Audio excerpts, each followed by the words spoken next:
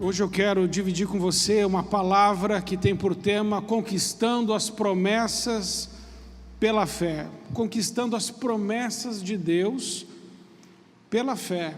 Hoje vamos ver que fé é essa que conquista as promessas de Deus, tendo em vista que nós olhamos nas Escrituras e podemos perceber que vários homens não conquistaram as promessas de Deus.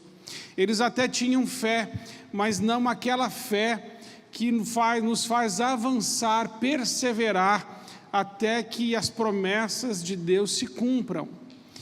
Então, o texto que Deus colocou no meu coração foi Romanos capítulo 4, a partir do versículo 16 até o versículo 21, eu estou lendo na versão NVI, que diz assim: portanto, a promessa vem pela fé, para que seja de acordo com a graça,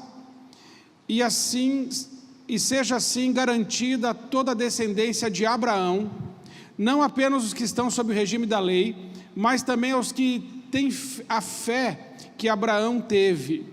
Ele é o pai de todos nós. Como está escrito, eu o constituí pai de muitas nações.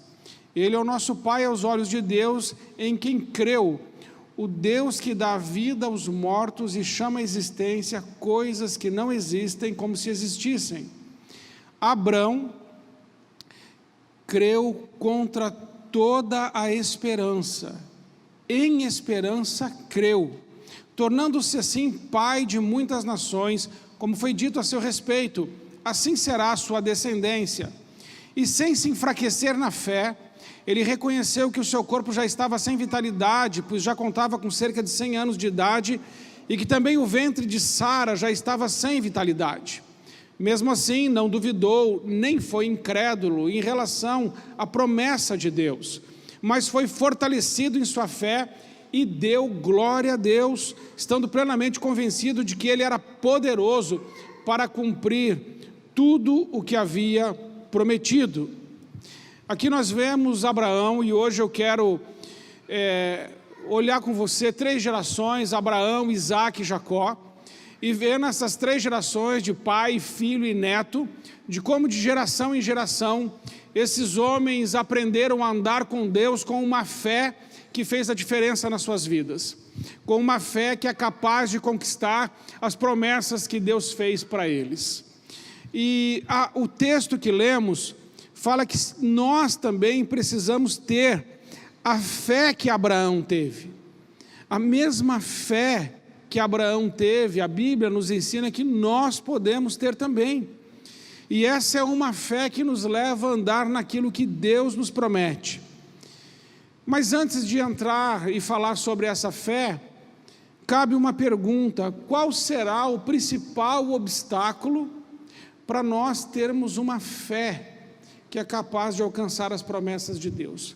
Qual é o principal obstáculo? Algumas pessoas podem pensar que o principal obstáculo para a gente alcançar uma fé que é capaz de alcançar as promessas de Deus para a nossa vida pode ser as adversidades da vida.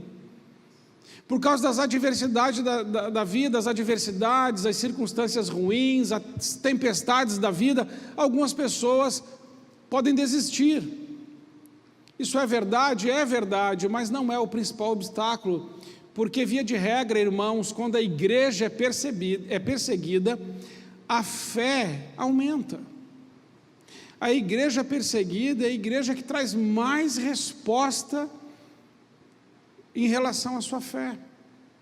Então, não me parece que obstáculos na nossa vida sejam algo, adversidades, tempestades, situações difíceis, sejam algo que diminua a nossa fé. Ao contrário, penso que quando a gente está passando por um momento difícil, por um vale, por perseguição, é nesse momento justamente que nós vamos buscar mais a Deus, orar mais, jejuar, chorar e implorar o favor de Deus. Então não me parece ser obstáculos, adversidades, para que a gente tenha uma fé que conquiste promessas. Mas me parece ser um obstáculo verdadeiro o tempo. É quando Deus demora. Quando Deus faz uma promessa e no nosso entendimento ele demora para cumprir, isso para nós é um obstáculo. Porque se tem uma coisa, irmãos, que a gente tem dificuldade de lidar é com fila. Se tem uma coisa que a gente tem dificuldade de lidar é com sala de espera. Deus faz uma promessa e fala assim, ó, estou te prometendo, Abraão, você vai ser pai de multidões. E eu acredito que Sara ali deu um glória, porque ela era estéril. Ela falou, amém, eu vou ser mãe. E Deus falou, é isso mesmo, aleluia. Quantos anos, irmãos, Abraão teve que esperar, desde a promessa que foi feita até o cumprimento dela? 25. E nós não temos nem paciência com o computador quando ele demora para ligar. Se o seu celular desligar e você for ligar ele de novo e ele demorar um pouco, você fala, vou trocar de celular. Se você está na tela do computador e você dá uma mexida e ele não responde, você fala, que negócio lento. Os sociólogos dizem que a nossa geração é a geração do imediatismo, a geração miojo.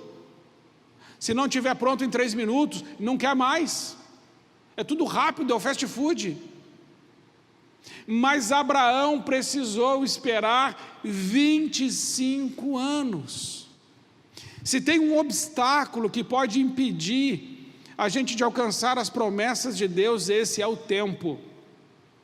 Porque assim que Deus fez a promessa, gerou uma expectativa dentro do coração da gente. E quando demora para a expectativa se cumprir, o que acontece com a gente? A gente fica frustrado, e a frustração adoece o nosso coração. É o que está lá em Provérbios 13:12. Provérbios 13:12 vai dizer que a esperança que se retarda deixa o coração doente. Enquanto Abraão estava esperando a promessa se cumprir, ele estava mantendo o coração dele saudável, mas Sara não. Ela queria muito ser mãe, e nesse processo todo ela começou a ser bombardeada por pensamentos. Quando é que esse filho vai vir? Deus prometeu, mas a coisa não está acontecendo. E depois de 10 anos de espera, Sara decide ajudar a Deus.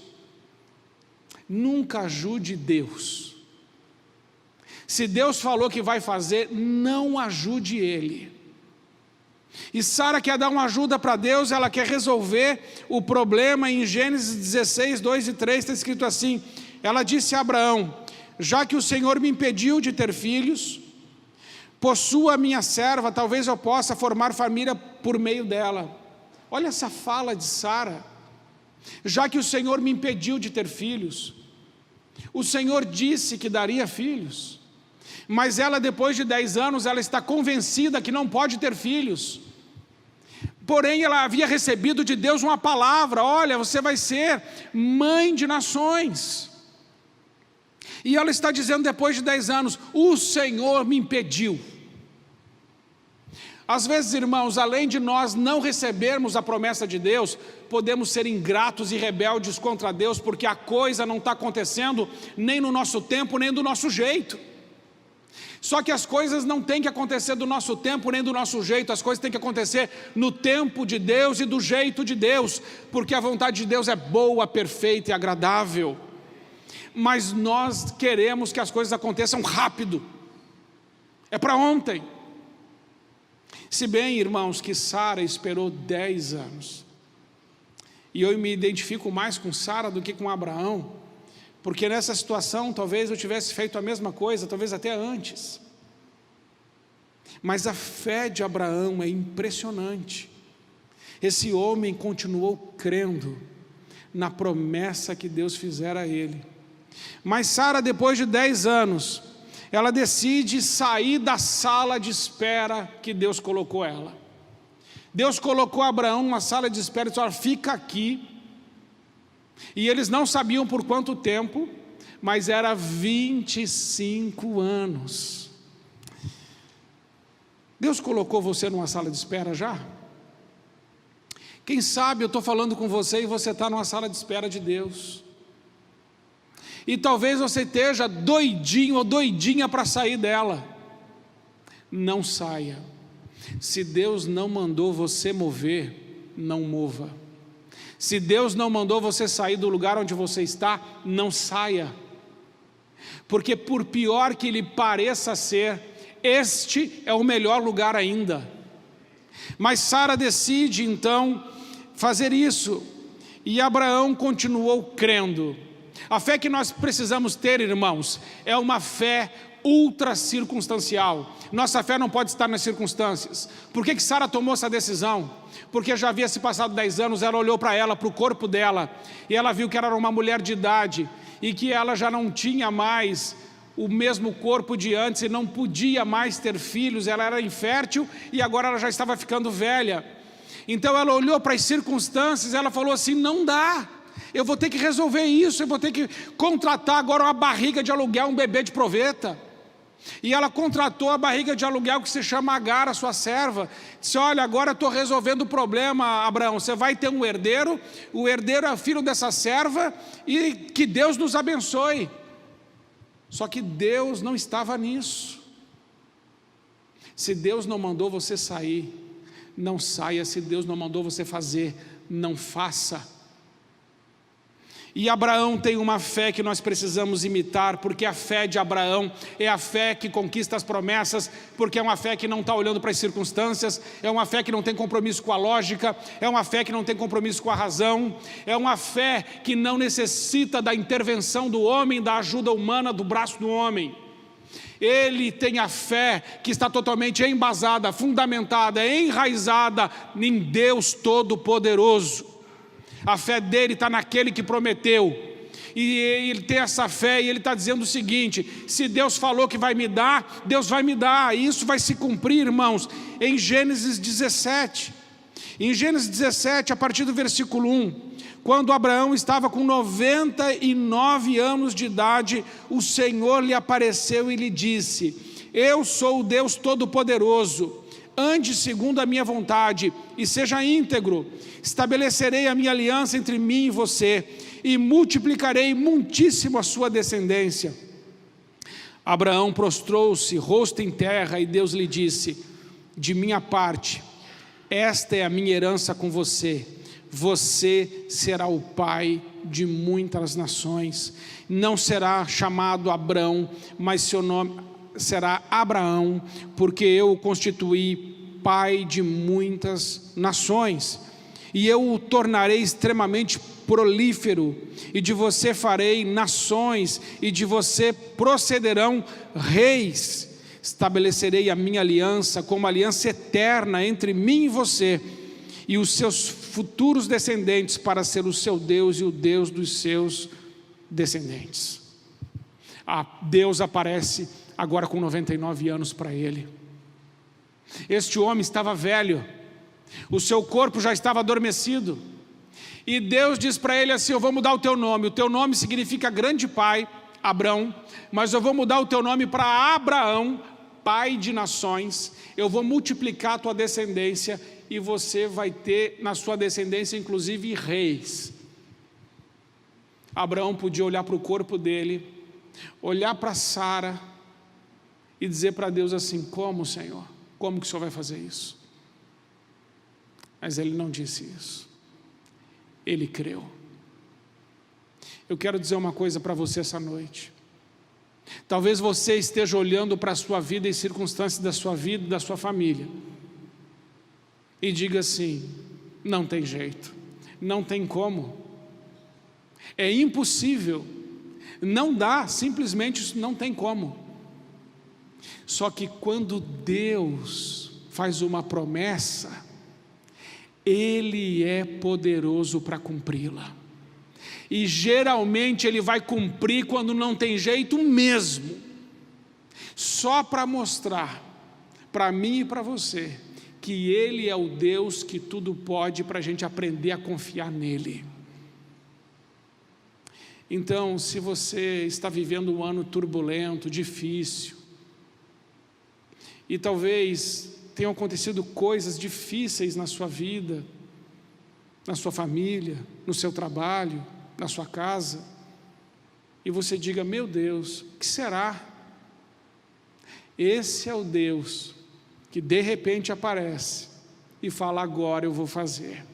E deixa eu te dizer mais, quando Deus fala, agora vai ser assim, irmãos, vai ser exatamente do jeito que Ele disse. E nós precisamos confiar com essa fé, ainda que demore. Como Jó disse: eu bem sei que o meu Deus, o meu Redentor, Ele se levantará em meu favor. Eu não sei quando, mas eu sei que Ele se levantará. Amém, irmãos? Então, com Abraão a gente aprende que Deus também começou um plano maravilhoso na vida de um homem de 75 anos. E talvez você aí que está um pouco mais velho esteja pensando: eu não sei, quando a gente vai ficando mais velho, eu ainda estou muito novo, mas tem gente que vai ficando mais velho e pensa assim: vou me aposentar, vou pendurar as chuteiras, vou comprar a cadeirinha de balanço, vou comprar uma chacrinha, um sítiozinho, e vou ficar assim meio, vou escolher o que eu vou fazer, vou ficar meio de boa, porque o meu farol já está apagando, e daqui a pouco eu não estou mais aqui. Irmãos, Deus aparece para esse homem com 75 anos e diz: olha, eu vou começar um plano agora na sua vida. Não tem idade para Deus começar um plano na nossa vida. Não tem idade. Então, se você já está com os cabelinhos brancos e está achando que já acabou para você, eu quero dizer que de uma hora para outra Deus pode aparecer na sua vida, falar com você e dizer assim: olha, vou começar um projeto novo na tua história a partir de agora. Deus é o Deus que pode fazer o que Ele fez com um homem de 75 anos de idade e o transformou em pai de nações, pai de multidões, porque Ele quis. Em segundo lugar, nós aprendemos com o filho de Abraão uma fé que é capaz de conquistar os inimigos. Irmãos, Abraão teve uma fé que é aquela fé que ela é forjada na espera. Você sabe que Isaac também teve essa prova, e você sabe que Jacó também. Isaac teve que orar pela sua esposa Rebeca 20 anos para ela engravidar. A palavra de Deus vai dizer em Gênesis 25:19 que aos 40 anos Isaac se casou com Rebeca e orou ao Senhor em favor da sua mulher, porque ela era estéril. E Gênesis 25:26 vai dizer que ela tinha Isaac 60 anos quando deu a luz. Isaac tinha 60 anos quando Rebeca deu a luz. Ele se casou com 40, orou ao Senhor em favor da sua mulher, e ela com 60 deu a luz. 20 anos, irmãos. 20 anos de oração. Isaac aprendeu com seu pai a orar e esperar. O que os nossos filhos estão aprendendo com a gente? Quando os nossos filhos olham para a nossa história, quando os nossos filhos e a nossa família olham para a nossa vida, o que eles veem? O que eles podem copiar do que nós estamos fazendo? Eu vejo Isaac encontrando o mesmo problema que o pai dele encontrou. O pai de Isaac, Abraão, casou com uma mulher estéril. Isaac também. Sara não podia ter filhos, Deus interviu e ela teve, mas foi uma promessa de Deus. Agora Isaac casa com Rebeca, ela não pode ter filhos. E ele poderia ficar pensando um monte de coisas, mas ele foi orar. E irmãos, ele orou 20 anos. Tem muita gente que está desistindo do casamento, desistindo do cônjuge, desistindo de sonhos de Deus, desistindo de planos de Deus, porque orou um mês, orou uma semana, orou um dia, orou um ano, a resposta não veio, e aí a pessoa começa a falar: o que eu estou fazendo errado? Deve ter alguma maldição na minha vida, deve ter algum problema na minha história, eu devo estar com algum pecado, eu devo ter feito alguma coisa muito esquisita, porque Deus não está me abençoando, não está intervindo na minha história, e eu estou aqui nessa situação de Esther tem 20 anos. Não, irmãos, na espera Deus forja o nosso caráter, na espera Deus nos ensina a depender dEle, na espera Deus nos ensina a dobrar os joelhos, na espera Deus nos ensina o jejum, na espera Deus nos ensina a submissão, na espera Deus nos ensina a dependência, na espera Deus nos ensina que Ele é Deus e nós somos pó e dependemos de Deus. Então, se você está na sala de espera de Deus, aproveite para aprender tudo que Deus está querendo te ensinar. Em vez de você ficar procurando problema, culpando pessoas, ou achando que você está preso em algum tipo de... Se você confessou os seus pecados, você está perdoado. E não fica procurando coisas onde não existem. Porque o que Isaac fez? Talvez o pastor de Isaac fale: você tem que fazer um mapeamento espiritual aqui, Isaac, você deve estar com algum problema aí. Mas é que Deus estava ensinando. E se tem uma geração que não sabe esperar nada, é a nossa geração.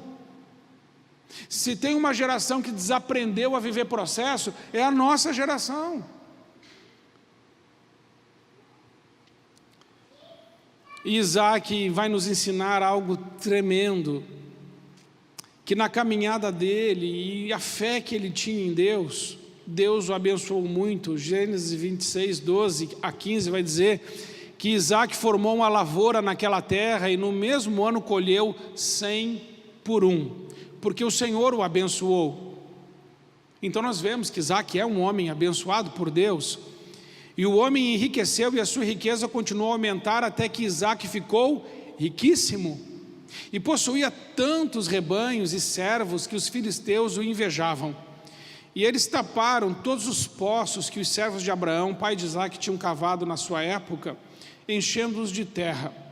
Mas Isaac reabriu os poços cavados no tempo de seu pai Abraão, os quais os filisteus fecharam depois que Abraão morreu, e deu-lhes os mesmos nomes que seu pai lhes tinha dado.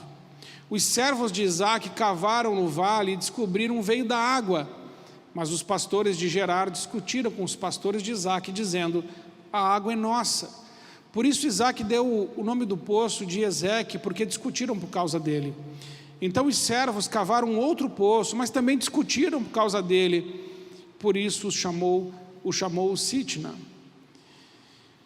Mas Gênesis 26, 28 a 30 vai dizer algo interessante. Os filisteus falaram assim: vimos claramente que o Senhor está contigo. Por isso dissemos: façamos um juramento entre nós, queremos firmar um acordo contigo. Tu não nos farás mal, assim como nada te fizemos, mas sempre te tratamos bem e te despedimos em paz. Agora sabemos que o Senhor te tem abençoado. Então Isaac ofereceu-lhes um banquete, eles comeram e beberam. Irmãos, aqui o texto nos diz claramente que Isaac era um homem de Deus, um homem abençoado por Deus, mas os inimigos, os filisteus, invejaram ele. E a inveja que tinham de Isaac era tão grande que eles começaram a roubar os poços que Isaac tinha direito. E Isaac não brigou por causa disso e cedeu os poços. E Deus continuou abençoando ele, de uma forma tal que os inimigos olharam e falaram: não dá para brigar com esse homem, porque certamente Deus está com ele. Vamos fazer uma aliança com Isaac. E então Isaac dá um banquete para os seus inimigos. E o que eu aprendo com Isaac é que quando nós andamos com Deus, ainda, irmãos, que soframos inveja de alguém ou perseguição de pessoas, calúnia, difamação. Eu não sei o que você sofre como cristão, mas eu sei de uma coisa: quando você permanece fiel a Deus, até os seus inimigos verão que Deus está com você. Porque aconteceu na vida de Isaac foi isso. Os inimigos dele falaram: olha, esse homem é de Deus, vamos fazer uma aliança com ele. E Isaac chamou os inimigos, que eram inimigos dele, mas Isaac não era inimigo daquelas pessoas. Eles é que eram invejosos e eram inimigos dele. E ele aproximou e trouxe todos para a mesa, e houve paz. O meu desafio, e eu quero desafiar você, é que a gente precisa fazer um esforço para amar o nosso inimigo, sim, para fazer bem a quem nos faz mal, para abençoar quem nos amaldiçoa, para orar por quem nos persegue, e quem sabe dar um banquete para os nossos inimigos, mostrando que Deus é o Deus que nos ama e que ninguém pode nos fazer verdadeiramente mal se Deus está conosco. Que os seus inimigos, que os nossos inimigos possam ver em nós a graça de Jesus, e que a nossa mesa possa ser um lugar de reconciliação, porque é tão tremendo isso que aconteceu na vida de Isaac, que eu peço a Deus que conceda-nos a mesma graça de pessoas que detestam cristãos, ou detestam o Evangelho, ou por alguma razão perseguem, possam encontrar na nossa vida a graça de Jesus. Em terceiro lugar, Jacó vai apresentar uma fé que conquista a promessa. Você sabe que Jacó, então, é o neto de Abraão, e ele passa pela mesma prova do tempo. Jacó, ele fica 20 anos na casa de Labão. 20 anos, irmãos. Ele sai da casa do seu pai, e ele vai fugido porque ele cometeu uma série de erros, e ele fica na casa do seu tio Labão por 20 anos. Lá ele vai trabalhar 7 anos pela sua esposa Raquel, e depois ele vai ter que trabalhar mais 7 por ela, porque Jacó dá primeiro Lia, para depois dar Raquel. Ele engana o Jacó, Labão engana Jacó, e Jacó trabalha 7 anos pela Raquel. E aqui eu quero fazer um parênteses.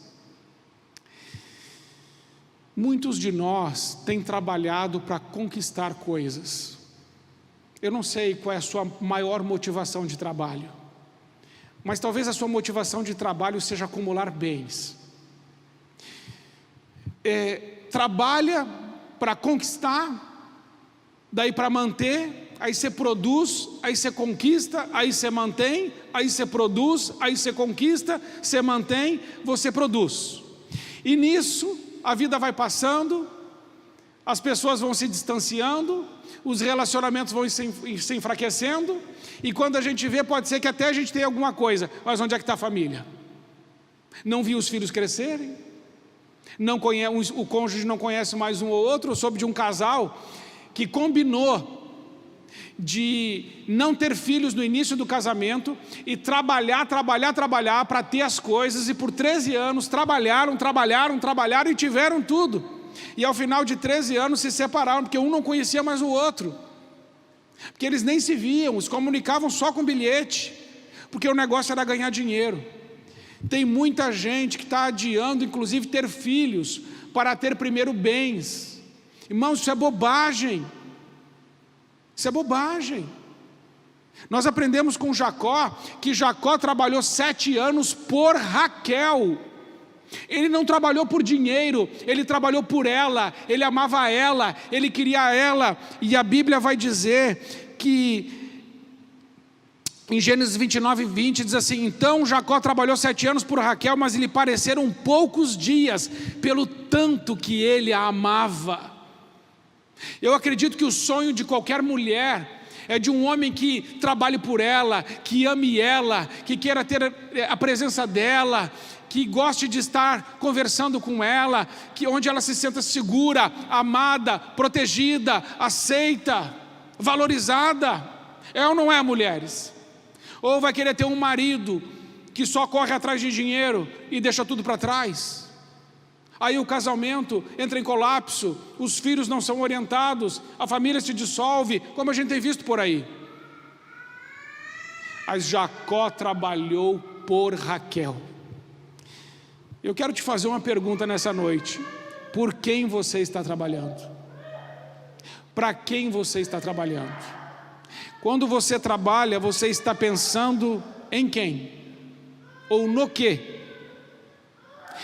Porque o texto vai dizer que esses 7 anos lhe pareceram poucos dias, pelo tanto que a amava. E aí, irmãos, o que vai acontecer é que Deus enriqueceu Jacó, para que Jacó pudesse sair daquela terra, daquela escravidão que ele estava com Labão. Mas Jacó precisou ficar 20 anos lá, porque Deus estava forjando o caráter dele. Sabe por que às vezes a gente está num lugar e a coisa não anda? Porque talvez Deus esteja forjando ainda o nosso caráter para a gente ir para a próxima fase. Então aprendamos, irmãos, com Jacó. Vamos trabalhar por pessoas. Vamos, irmãos, amar as pessoas e usar as coisas.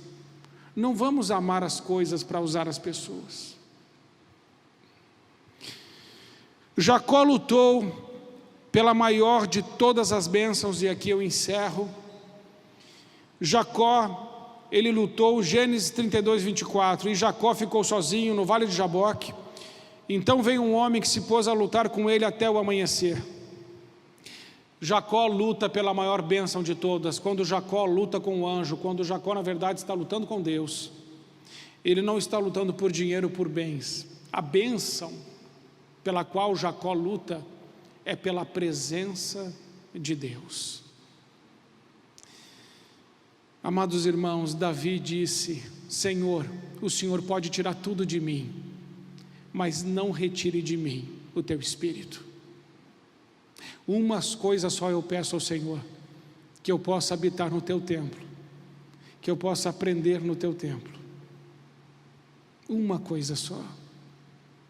A maior bênção, irmãos, que nós podemos ter não são as promessas de Deus, é Deus. A maior bênção é o Deus das promessas. E Jacó lutou pela presença dele. Isso é tão verdade que lá em Gênesis 32, depois você pode ler, Deus vai falar com ele assim: deixa eu sair, o dia já está despontando, deixa-me ir. E Jacó diz assim: não enquanto o Senhor não me abençoar. Mas irmãos, Deus precisa pedir para sair? É claro que não. Então por que Deus está falando, deixa-me ir?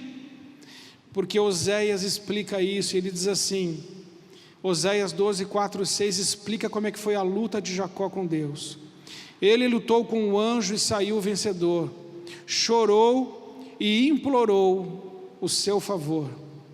Em Betel encontrou a Deus e ali conversou com ele. Sim, o próprio Senhor, o Deus dos exércitos. Senhor é o nome pelo qual ele ficou famoso. Portanto, volte para o seu Deus, pratique a lealdade e a justiça e confie sempre no seu Deus. Jacó lutou com Deus e Deus ficou ali porque ele estava chorando e implorando. A nossa luta com Deus tem que ser assim, irmãos. Quando lutamos com Deus, não é uma luta física, não é briga. Significa se humilhar, chorar, implorar. Senhor, ajuda-me. Senhor, socorre-me. E Jacó fez isso a noite inteira. E Deus o abençoou. e mudou o nome dele de Jacó para Israel, que significa príncipe de Deus, de enganador para príncipe de Deus. E eu concluo, irmão, dizendo a você que essa é a fé que nós precisamos ter, uma fé que resiste ao tempo. A prova do tempo talvez seja a prova mais difícil de ser enfrentada. Por incrível que pareça, irmãos, quando tem lutas a gente não vê nem o tempo passar, mas quando a gente senta na sala de espera, 1 minuto pode parecer 1 hora. E eu não sei pelo que você tem esperado, mas eu quero te dizer com convicção, aquele que prometeu é fiel para cumprir. Amém?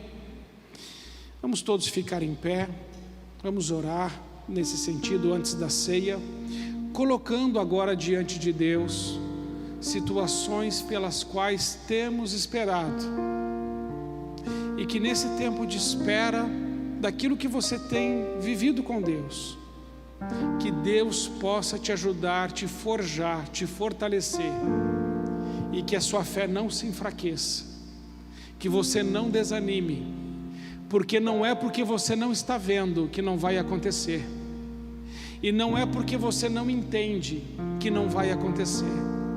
A nossa fé está acima da lógica, está além das circunstâncias. A nossa fé está no nome do nosso Senhor Jesus.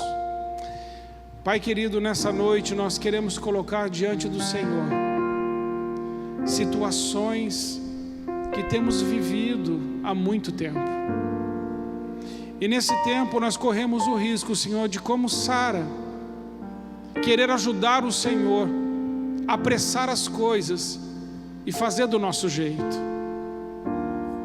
Mas nós aprendemos com Abraão, com Isaac e com Jacó, que nós também podemos crer contra toda a esperança. Senhor, cuida do nosso coração e não permita, Pai, que o nosso coração adoeça no processo, mas que o nosso coração fique são, e que possamos estar sempre com os nossos olhos no autor e no consumador da nossa fé. Pai querido, talvez tenham pessoas que estão esperando os filhos voltarem há muitos anos, mas eu sei, Senhor, que o Senhor é o Deus da reconciliação, e que esses filhos que foram irão voltar à semelhança do filho pródigo, irão voltar. Talvez existam aqui cônjuges que estão esperando o seu marido, a sua esposa voltar, e é uma espera dolorosa, difícil, mas eu oro por eles para que a fé deles não se enfraqueça e que eles possam continuar sonhando e crendo com a restituição das suas famílias. E Pai, alguns estão esperando pela saúde, outros estão esperando pela cura nas suas emoções, outros ainda esperam na área profissional. Seja qual for a área, colocamos tudo isso diante do Senhor e pedimos que nesse tempo de espera possamos te adorar, louvar e bendizer o teu nome. A despeito das circunstâncias, os nossos olhos estão no Senhor.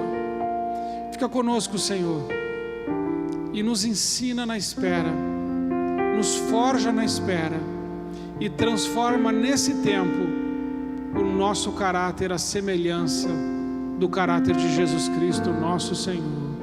Amém.